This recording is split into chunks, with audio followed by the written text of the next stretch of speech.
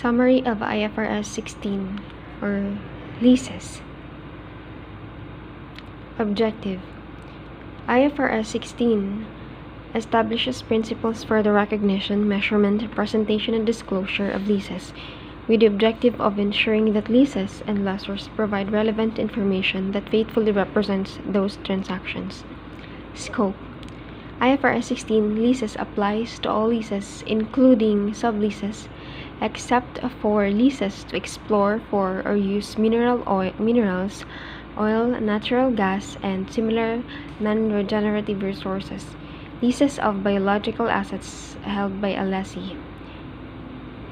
Just see IAS 41 for agriculture. Service concession arrangements. See IFRS 12 service concession agreements. Licenses of intellectual property granted by a lessor. See IFRS 15 revenue from contracts with customers. Rights held by a lessee under licensing agreement for items such as films, videos, plays, manuscripts, patents, and copyrights within the scope of IAS 38 or intangible assets. A lessee can elect to apply IFRS 16 to leases of intangible assets other than those items listed above. Recognition exemptions. Instead of applying the recognition requirements of IFRS 16 described below, a lessee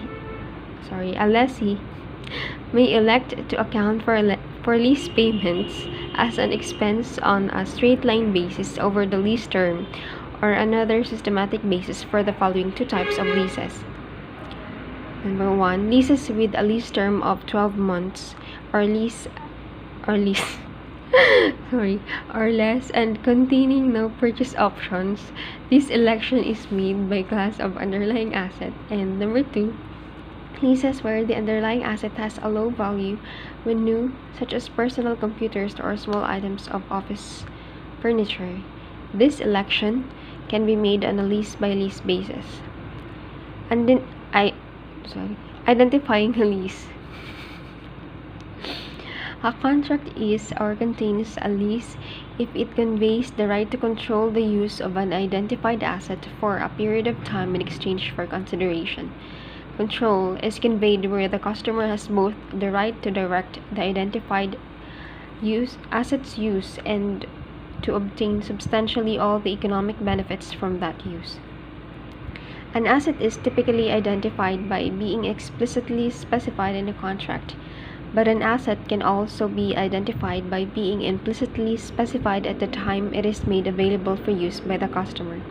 However, where a supplier has a substantive right of substitution through a period of use, a customer does not have a right to use an identified asset.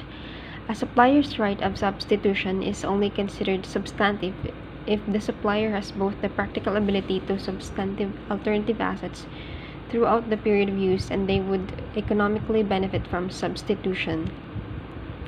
A capacity portion of an asset is still an identified asset if it is physically distinct. Example, a floor of a building. A capacity or other portion of an asset that is not physically distinct. Example, a capacity portion of a fiber optic cable is not an identified asset unless it represents substantially all the capacity such as the customer obtains substantially all the economic benefits from using the asset. Separating components of a